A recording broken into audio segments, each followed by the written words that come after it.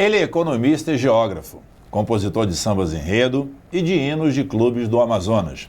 Os 5 fatos da cidade de hoje traz o pesquisador Daniel Salles, pioneiro na divulgação do samba amazonense na internet e autor do livro É Tempo de Sambar.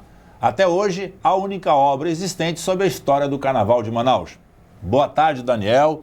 Seja bem-vindo. A nossa primeira história de hoje, que você vai nos trazer, é por que você virou e se tornou o Lamartine Babo do Norte, como dizem os seus amigos no mundo aí da composição entre o universo do samba e o universo do futebol. Muito obrigado por ter vindo. Boa tarde, Durango. Realmente, Durango, eu comecei no samba, né? Praça 14, em 78. Eu comecei a compor sambas em 93, já pela Sem Compromisso, uma escola de samba. Quanto à composição dos hinos, a minha primeira foi para o Atlético Clipper Clube, que foi fundado em 52, já tinha uma história no amadorismo, e se tornou profissional em 96, através do empresário chamado Janjão, que trouxe o time do amador para o profissionalismo. Inclusive, pouca gente sabe, mas no primeiro jogo do Clipper, no Vivaldo Lima, 5 mil pessoas compareceram, que tudo isso era muita gente, porque tinha um sorteio de um carro, né? O Clipper virou um clube empresa na época. Inclusive, em 99, desbancando o Poderoso Nacional por 3-2 no amistoso, fazendo com que o técnico do Nacional, na época, pegasse o beco, como se diz no samba, né? E o Clipper continuou ali, em voga no profissionalismo já. E o meu filho, Eduardo Anderson, foi jogar lá no Juvenil. E eu perguntei dele, Eduardo, o Clipper tem hino, esse clube aí? Ele falou, papai, eu não sei. Eu perguntaram ao meu técnico. O técnico falou, o Gesseraldo, o técnico, que não tinha hino, e mandaram falar com o presidente, na época, que era o seu Monteiro. Eu fui até a casa do seu Monteiro e me ofereci a compor um hino, porque meu filho jogava lá no Clipper, preto e amarelo, as mesmas cores da Sem Compromisso, escola de samba, que eu estou vestindo, homenageando aqui. Tudo bem, pode fazer, a história é assim assado, foi fundado dia 2 de junho de 52, ele assumiu nos anos 60, já era antigo dirigente, e depois tinha contratado Oscar Conrado, que era um técnico carioca, já das divisões de base no Rio de Janeiro. O Clipper estava em voga naquela época, tudo bem, vamos lá. E em 2000, eu mesmo contratei o estúdio Jaburu, na época um estúdio bom, e fizemos uma produção para o hino, e aquele ali eu fiz questão de eu mesmo cantar. Eu sempre falo para o pessoal do samba, etc., que eu sou um compositor de samba, já fiz toada, já fiz algumas outros do gênero, outras músicas, mas só que eu não gosto de cantar, que eu não sou um profissional. Mas me arvoro a cantar, que eu não desafio. Mas eu vou te provocar, porque... Então, qual é o início da música do hino do Clipper? Do Clipper, mais ou menos assim, um pouco assim... Lembra? Lembro. Sou jovelo de ouro a brilhar, com a águia dourada a voar, sobre a estrada do vulto futebol, centenário de valor, combinado a paixão. Clipper Clube, tu és a esperança, também é juventude, clube do coração. E foi, né? Tá ótimo, o Monteiro gostou, o próprio Gesseraldo na época, etc. Vamos gravar. Digo, a produção é minha, vai ser presente, porque o meu filho joga aí, vocês tratam muito bem ele, etc. Era centroavante na época, juvenil, Eduardo. Foi gravado e foi lançado ali, e coloquei na imprensa, nas rádios Rio Mar, Difusora, que fazia resenha esportiva ao meio-dia, né? Foi aprovado. E olha a coincidência, em 2002, o Clipper foi para Itacoatiara, fez a sede lá, como fez Fast Clube depois, etc. E o Clipper foi logo campeão da Copa Amazonas, tem gente que não sabe disso. Naquele ano de 2002, o Clipper foi vice-campeão estadual, foi o seu primeiro título, que vice também é um título, perdendo a final para o Nacional por 3-2. É um título. Então o Vasco está cheio, né? Digamos que sim. Aliás, na história, você falou em Vasco, quem tem mais vice no Rio de Janeiro é o Flamengo. Essa discussão É o Flamengo, o Vasco é o segundo, mas o Vasco é o segundo também vice na história do Campeonato Carioca.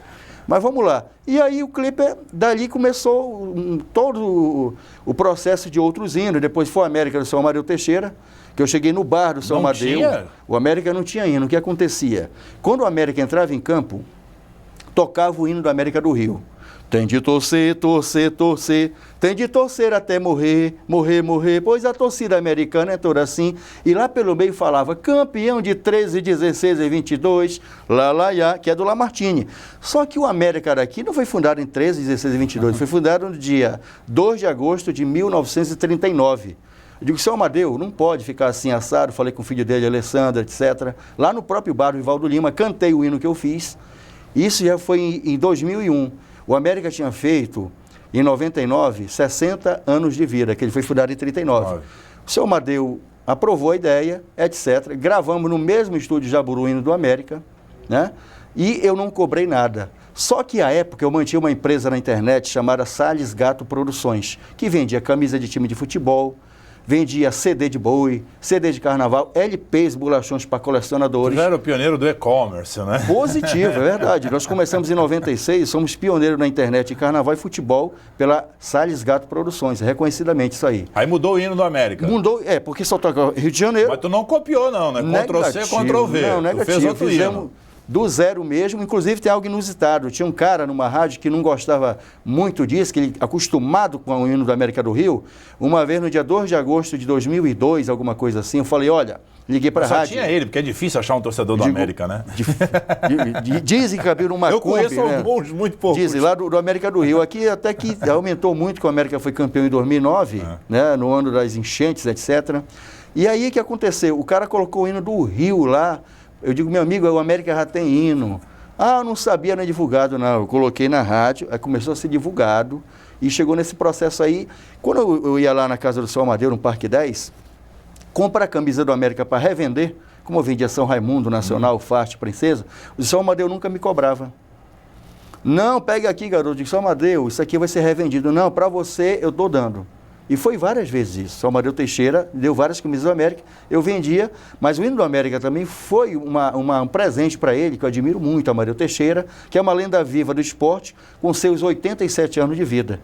Depois veio o processo do hino do Princesa do Solimões de Manacapuru, em 2004, gravado em pleno carnaval, e do Grêmio Coariense. O Grêmio Coariense foi no gramado do Vivaldo Lima, eu era da CLEA, né? Fazia entrevista para o nosso próprio site, da Salles Gato Produções, de Carnaval Futebol, era um birô de notícias, inclusive o primeiro antes de jornais que não tinha, só eram nós mesmo, só éramos nós, da Salles Gato, e lá eles contrataram, já sabia que eu fazia o hino do Clipper, tinha feito o Princesa América, e fiz o hino do Grêmio Coariense. Eu fiz em uma semana, quando eu entreguei, aí já foi em 2005, falaram, rapaz, a mascote do Grêmio Coariense é o Gavião. Você falou de petróleo, banana, gás, tudo bem, mas tem que entrar o Gavião. Aí no início que eu tinha colocado assim, a bola rola, rola com emoção, vamos vibrar, bate forte coração.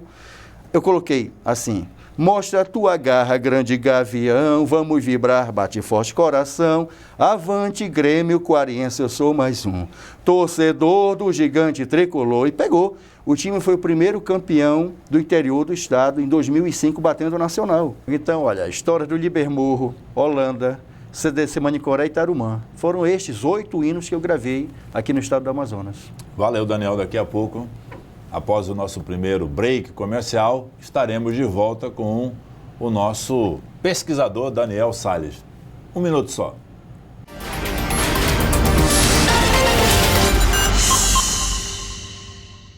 O DD Channel é um projeto de comunicação resultado da fusão das empresas The Voice Mídias Integradas, Perspectiva Tecnologia da Informação e Editora Mídia.com. Além do programa 5 Fatos da Cidade, realizado em parceria com o Grupo Em Tempo, o DD Channel também terá outras produções que serão exibidas exclusivamente nas mídias sociais. Em breve, todos os nossos projetos e produtos estarão disponíveis ao mercado. Curta agora a nossa fanpage, assine o nosso canal no YouTube e fique por dentro de todas as novidades sobre o DD Channel. DD Channel, conteúdo de qualidade e credibilidade.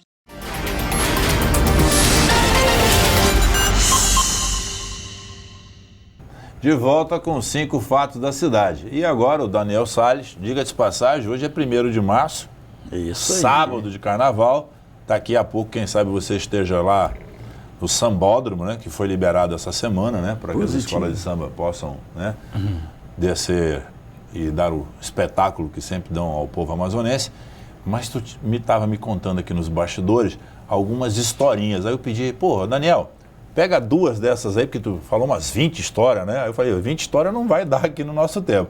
Aí tem 2 histórias, uma de um tal de Rei Momo e a outra do cara que botaram na cadeia para ver se ele conseguia trabalhar à noite. Como é que é essa história, Daniel? Essas histórias? Pois é, eu estava lembrando aqui, né, sobre o Rei Momo, né?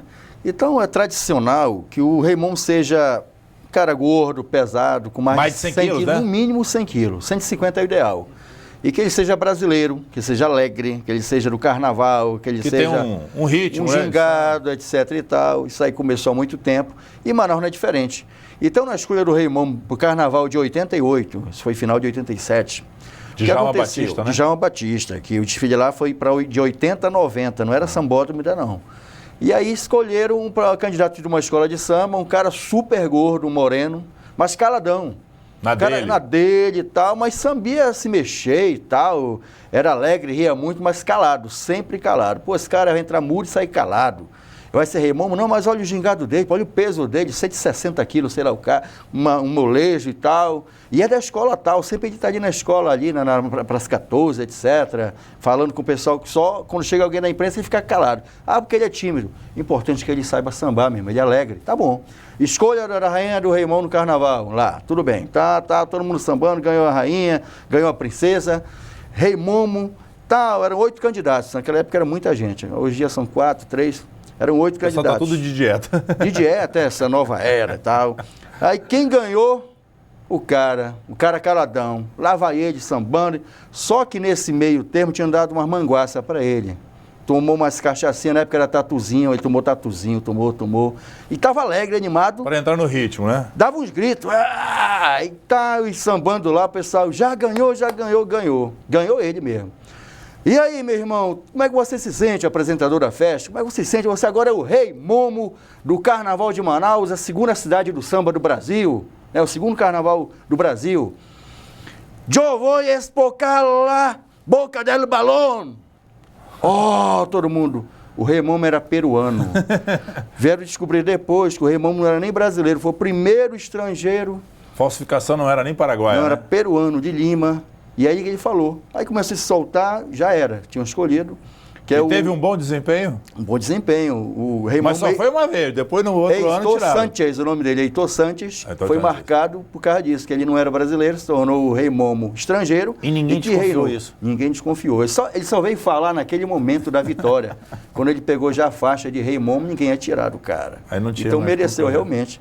E o carnaval é muito pitoresco, muitas histórias de bastidores, etc. E eu lembro isso foi 87 para 88. E a de recolher o cara aí pro Chilindró? Teve essa aí também, lá na Reino Unido da Liberdade. Isso aí já no começo dos anos 90, ainda de Djalma Batista. Tinha um intérprete lá, um puxador, na época chamava puxador, quem inventou o negócio de intérprete no samba foi o Jamelão da Mangueira, que Deus o tenha. Então o puxador lá era muito bom. Ele fazia os motes do Carlinho de Pilares, que também era um grande cantor, a Caprichosa de Pilares, e que desfilou na Ciganos de 86 a 90, gravando o samba, mas na Reino Unido ele cantou em 93, o Carlinho de Pilares. Então esse cara era um cara que dizia assim, rapaz, é a voz do Carlinho de Pilares, ele é muito importante para a escola. Só que alguns ensaios ele saía fora, ele fugia, ele tomava todas, e não era tão responsável, digamos assim, tão profissional como deveria ser já o carnaval que estava pegando, né? E aí o Jairo de Paula Beiramar, que era da polícia na época, ainda é da polícia, mandou recolher o cabra, um dia antes do desfile. Não, você vai ser recolhido, inventaram lá alguma coisa para ele ser resguardado, porque a escola precisava dele na avenida para cantar inteiro, e o pessoal tinha medo que naquela época que estava no auge, ele podia fugir. E aí ele não teria o cara para segurar a escola na avenida. Segurar a escola, o pessoal de base era, digamos, não segurariam aqueles 8, 9 que levam, como ele seguraria com aquela puxada do Carlinho de Pilares, todo mundo achava legal. Não, você vai ser recolhido, recolheram ele, e ele já estava na manguaça mesmo, na cachaça, nem viu que foi preso. Prenderam lá na delegacia, lá pelo morro mesmo. No outro dia, ele acordando lá, balançando o gradil lá. Me larga, me solta. Pô, que negócio é esse aí, rapaz? Ressaca, né? Braba. Deram água para ele. Não, você foi recolhido. Mas foi o que eu fiz. Você aprontou isso, aquilo, e ele não sabia mesmo, não lembrava, né? Aí ele, mas rapaz, que hora? Hoje vou cantar na escola, não sei o quê, eu sou da escola Reino Unido, rapaz, não sei o quê, que nada, rapaz, fica quieto aí, deixa o delegado chegar que cala a boca aí, rapaz, não sei o quê. Aí começou a balançar, aí à tarde chegou o Jairo. Bora, tira o menino daí. Tiraram ele. Mas doutor, que negócio... Não, você fez isso, aquilo, mas o Jairo sabia por que fez isso. Tinha que ter ele ali reservado, íntegro para a avenida mais tarde, né? Levaram ele no salão, cortaram o cabelo dele, fizeram a barba, passaram o creme, roupa legal, etc. perfume, o cara estava pronto para defender a Reino Unido. E sóbrio, né? Quanto tempo que ele não ficava assim, só tomando Um todo dia, dia pelo menos. Aí o que aconteceu? Quando chegou na hora do desfile à noite, ele já lá na delegacia mesmo, ele falou, não, doutor, agora eu só vou se me pagarem. E o cachê tem que ser 2x, não é mais X não, tem que ser 2x, senão não... E adiantado. E adiantado. Aí foi o jeito, pagaram o cara, levaram ele fez um bom desempenho na escola de samba Reino Unido, naquela época estava crescendo muito, e se não fosse essa atitude do Jairo, que eu mando até um abraço, o Jairo daqui a pouquinho está desfilando aí na Reino Unido, falando aí da sua própria história, Reino Unido falando esse ano, né? Um abraço a toda a diretoria, o Reginei, o Ivan Oliveira, vocês merecem, são os meninos do morro, né? Essa história pitoresca para homenagear a Reino Unido da Liberdade e essas inúmeras histórias do Carnaval. O intérprete é vivo ainda? É vivo e se tornou evangélico. A partir de 94 ele largou o samba, encontrou outro caminho, outras canções ele está cantando hoje. Outras canções de louvor, verdade. Mas era muito famoso na época. Obrigado, Daniel. Inclusive, desculpa, Daniel, eu usava até um boné característico de vários nossos colegas que cantam com boné, como o Iomar japonês, estou lembrando agora, que cantam com bonezinho, ou imitando um pouco o Milton Nascimento, o grande cantor. Valeu. Daqui a pouco, logo depois do intervalo, voltamos com mais um fato interessante contado pelo Daniel Salles, que conhece bem os bastidores do futebol e do samba amazonense.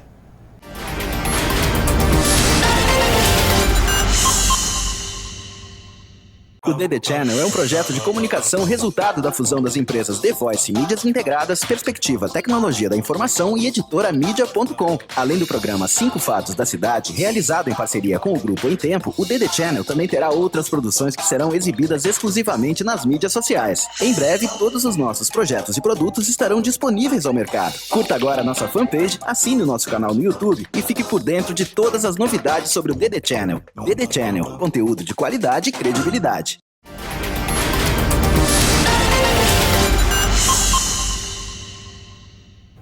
Continuando o programa com o pesquisador do Carnaval e do futebol amazonense, Daniel Salles.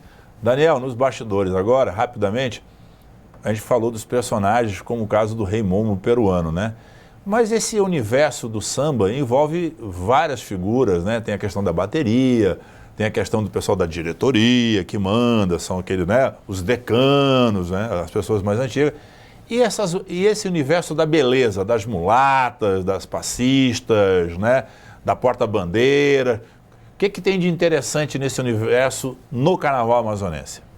Pois é, Durangue, é mais um fato interessante, porque as candidatas à rainha de bateria, rainha da escola, elas são super protegidas pelas mães, claro, pelos namorados, né? Assim como os pais de piloto de Fórmula 1 ou de kart. Estão sempre com os meninos ali, né? Ou então os pais de jogadores de futebol de base, juvenil de futebol, a mesma coisa. Então esse cuidado todo, às vezes é exagerado. Digamos que seja necessário, mas não tanto. No meu caso específico do livro, na época, esse livro demorou 6 anos que eu escrevi para ser composto. Vou fazer um merchan de graça para você, né? O livro é este, a gente já pode depois colocar aqui aonde está sendo vendido. É um trabalho exclusivo, vamos dizer assim, que conta a história do Carnaval, que tem muitas informações interessantes, e aqueles que quiserem eventualmente saber de alguma informação ou conhecer um pouquinho mais sobre a história do samba, depois eu acho que eu vou cobrar 20% de comissão hoje. Vai pagar 10%. E aí, Vamos lá, o que aconteceu? E aí precisava, a ideia foi minha, de colocar uma mulata na capa do livro. Sabe que geralmente saía mais para a revista. Mas como o livro foi pioneiro mesmo, e a ideia foi minha mesmo, e aceitaram isso, o pessoal da Norte Mania, na época, a editora. Tá bom, então você conhece alguma mulata significativa? Eu digo, eu conheço algumas. Eu digo, conheço algumas que estão aposentadas no ramo, mas tem uma, na época, que ainda estava em voga, já ganha até títulos recentes. Isso foi do final de 2006.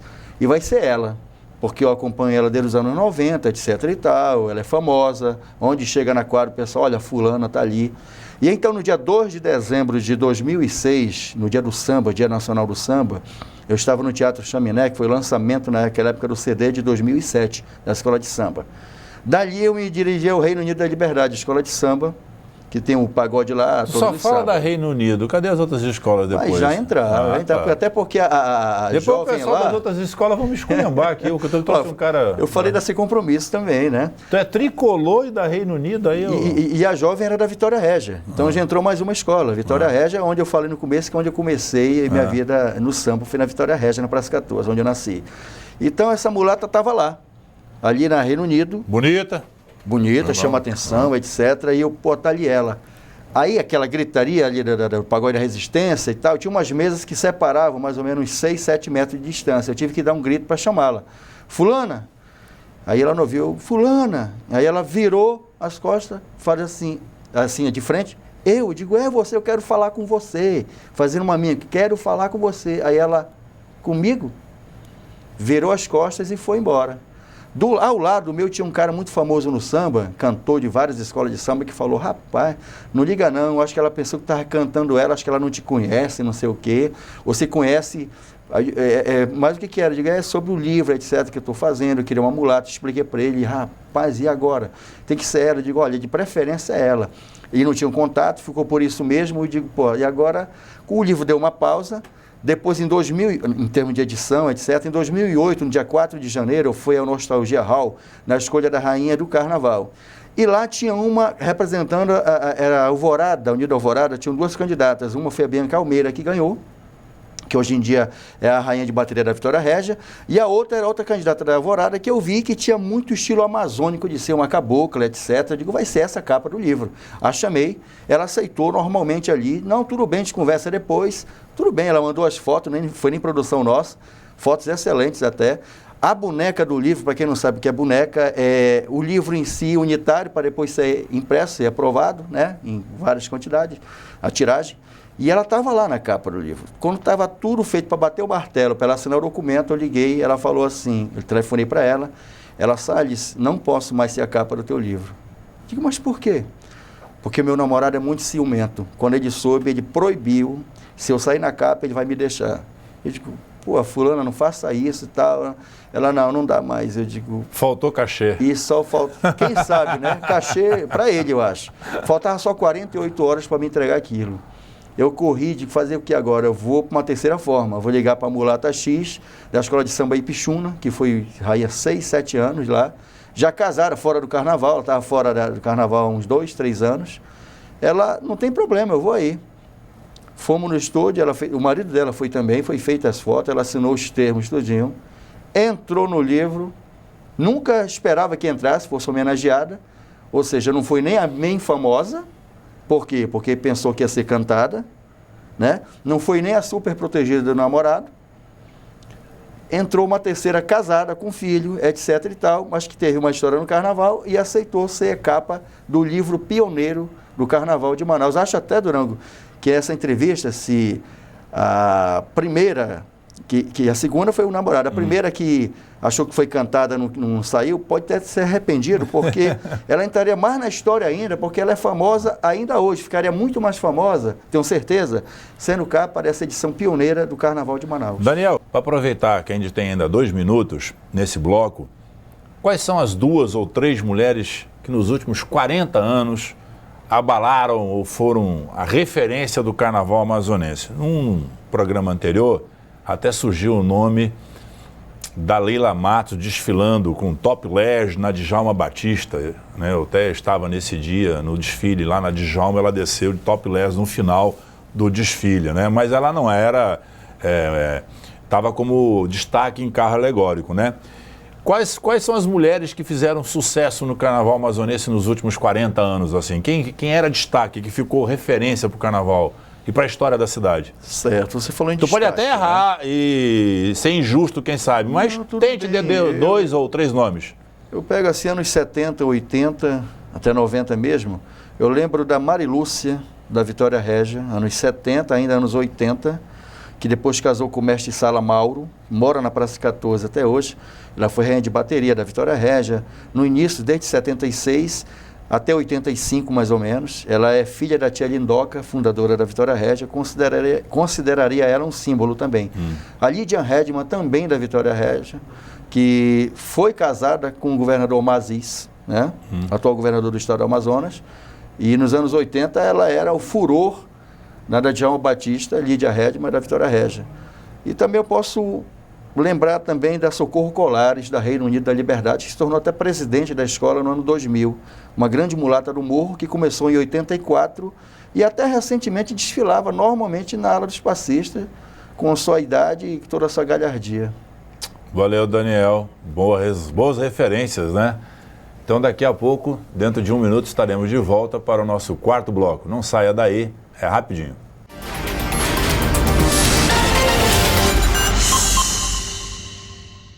O DD Channel é um projeto de comunicação resultado da fusão das empresas The Voice Mídias Integradas, Perspectiva Tecnologia da Informação e Editora Mídia.com. Além do programa 5 Fatos da Cidade, realizado em parceria com o Grupo Em Tempo, o DD Channel também terá outras produções que serão exibidas exclusivamente nas mídias sociais. Em breve, todos os nossos projetos e produtos estarão disponíveis ao mercado. Curta agora a nossa fanpage, assine o nosso canal no YouTube e fique por dentro de todas as novidades sobre o DD Channel. DD Channel, conteúdo de qualidade e credibilidade.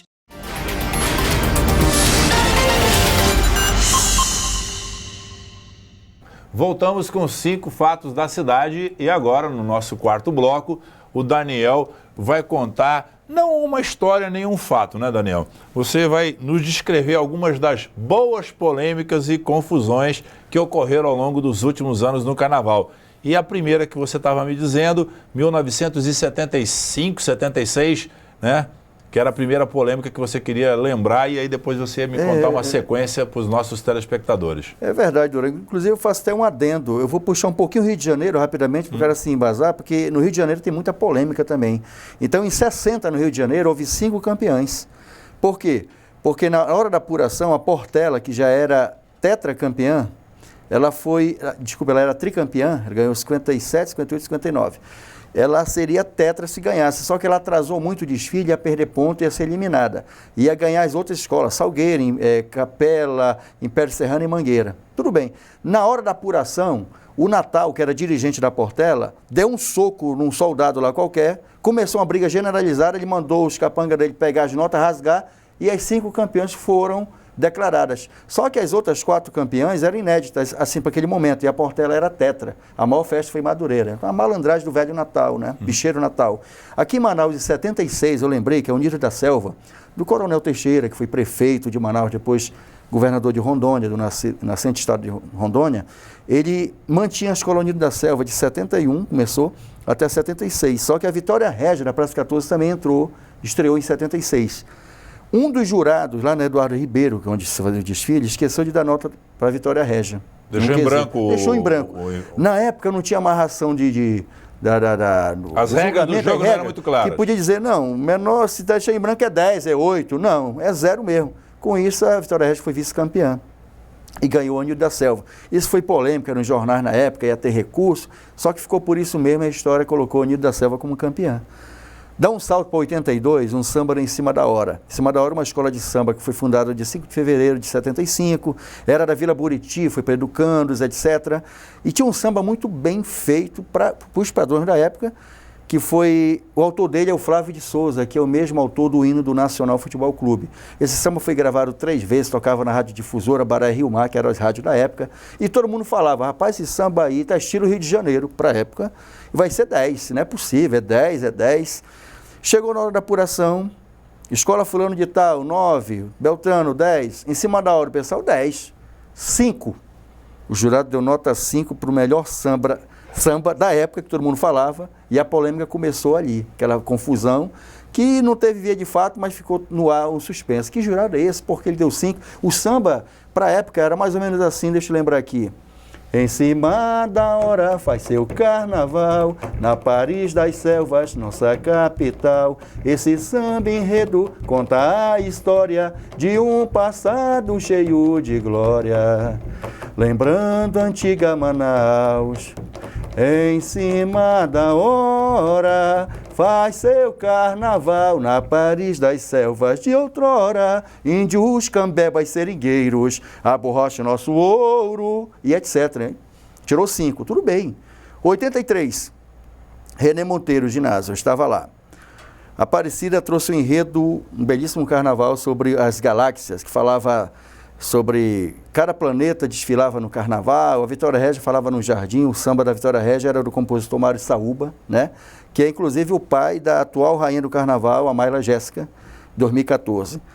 Nesse dia no René Monteiro, a Aparecida ganhou o carnaval lá, a Vitória Régia foi vice mais uma vez, e começou a briga. Era garrafa voadora, não tinha lata de cerveja na época, era garrafa de vidro mesmo, voando pau, etc. A polícia que foi para lá não deu conta do recado, já que eram destaques de Cosmes e Darmião, é muito pouco policial para 300, 400 pessoas fanáticas. Na época a briga entre Vitória Régia e Aparecida era ferrenha, e isso aí sobrou para quem não tinha nada a ver até. A garrafada pegou em várias pessoas, pronto-socorro e etc.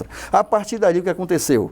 Acabou escolha de nota de escola de samba em local público, tem que ser na polícia. Então, a partir dali foi para a Praça Eleodoro Balbi, no quartel da polícia, fecharam só os presidentes e representantes e o povo lá fora, né? Isso perdurou até 93. Em 94, Sambódromo já inaugurado, etc e tal. A civilidade, teoricamente, imperando. Não, vamos fazer no Sambódromo como tipo faz no Rio de Janeiro. Né? Na Praça da Apoteose, todo mundo, ali seria essa ferradura, a nossa apoteose. Qual nada?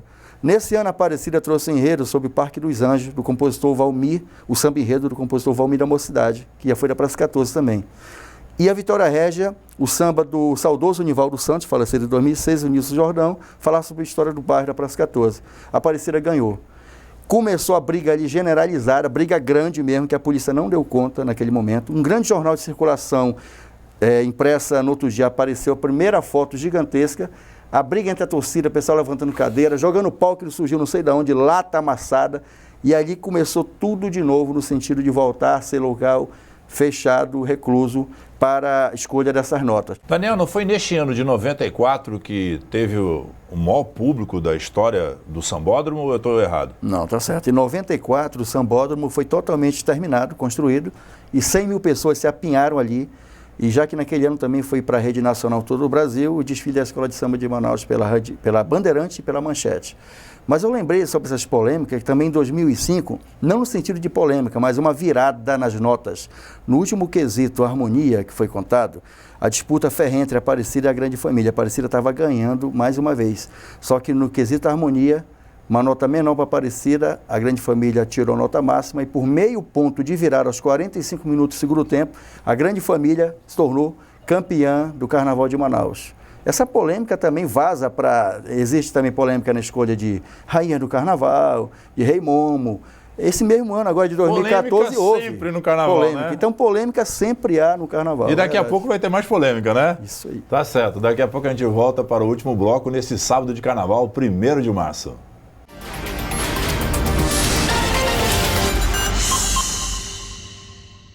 O DD Channel é um projeto de comunicação resultado da fusão das empresas The Voice Mídias Integradas, Perspectiva Tecnologia da Informação e Editora Mídia.com. Além do programa 5 Fatos da Cidade, realizado em parceria com o Grupo Em Tempo, o DD Channel também terá outras produções que serão exibidas exclusivamente nas mídias sociais. Em breve, todos os nossos projetos e produtos estarão disponíveis ao mercado. Curta agora a nossa fanpage, assine o nosso canal no YouTube e fique por dentro de todas as novidades sobre o DD Channel. DD Channel, conteúdo de qualidade e credibilidade.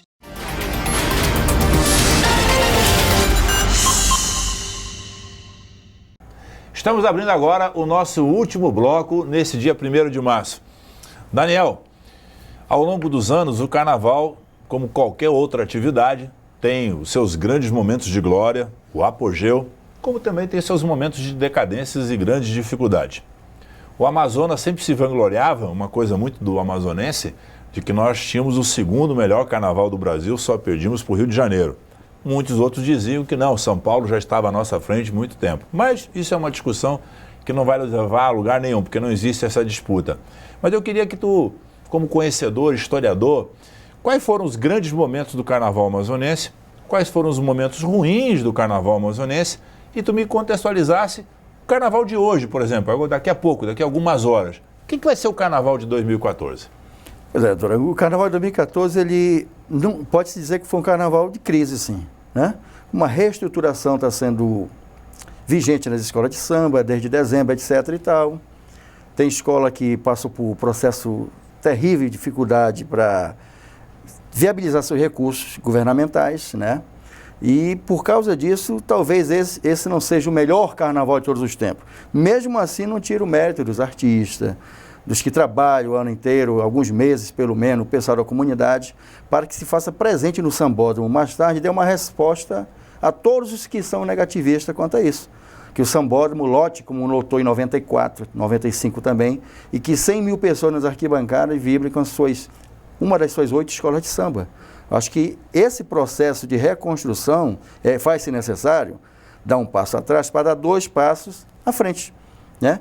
Que o apogeu mesmo, pode dizer assim tecnicamente, já que muitos falam, como fala assim algumas pessoas, a segunda capital do samba, isso aí foi até 94 que se falava muito isso, que para mim o apogeu ainda foi na Djalma Batista, no desfile na Djalma Batista, em 90 principalmente.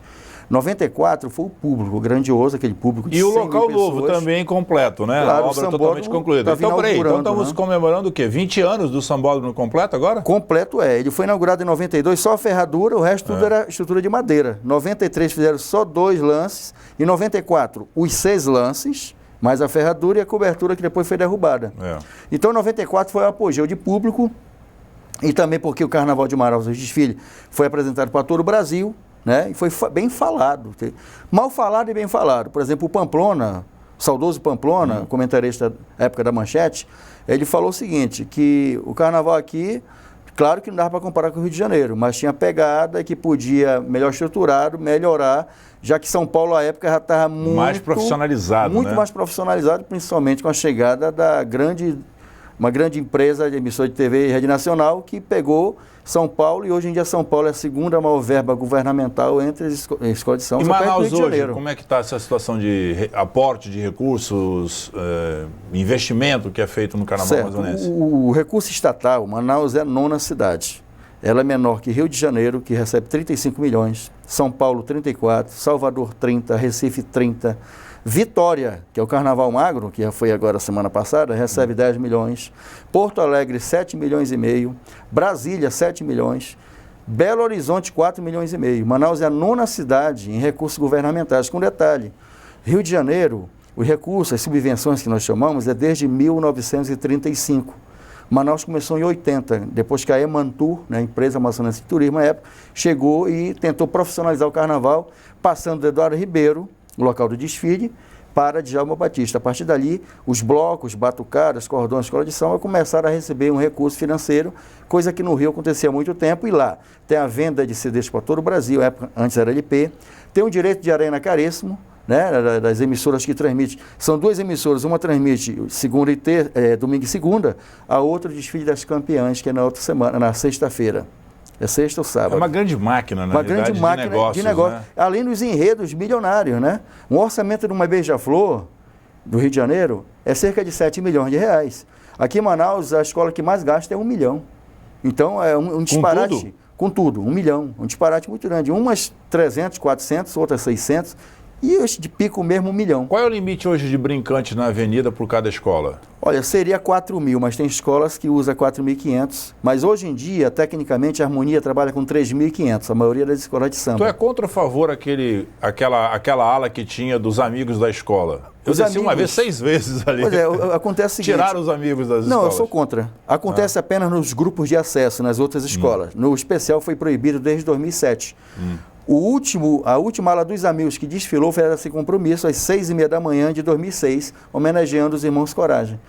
De 96 a 2006, todas as escolas tinham a ala dos amigos, só que era muito grande e ficava fora do sentido do carnavalesco do termo, porque era só colocar uma calça branca, comprava uma camisa caríssima, até era um grande recurso para a escola, fonte de recursos, mas descaracterizava. Que era a classe média de Manaus. Classe média, que o cara desfilava em 2, 3 escolas na mesma noite, ia bebendo ali. 6 vezes eu. Olha, você desfilou 6 vezes. Então, a prova é em conteste disso. Então, foi cortado desde 2006, 2007 não tinha mais, só fantasias a caráter carnavalesco conforme enredo mesmo.